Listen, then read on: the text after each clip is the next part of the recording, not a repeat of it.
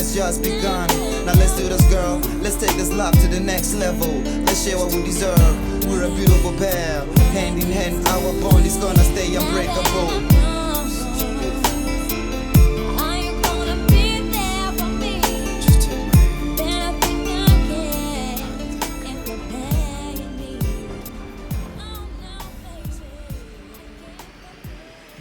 Good evening, Lorato. Good evening, Judge. Here goes your question. What do Botswana diamonds mean to you? Thank you for the question. To me, Botswana diamonds represent resilience.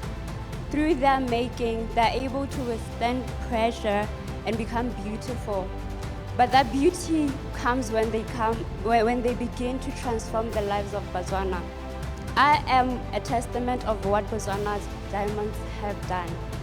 Botswana diamonds have been able to take us to schools, build roads, and provide free health care for every Botswana. I believe that through Botswana diamonds, we are able to say that we've made it. Botswana diamonds are not only stones. I believe every citizen of Botswana who has managed and has been able to benefit from diamonds can say that is a Botswana diamond. Every citizen of Botswana is a Botswana diamond.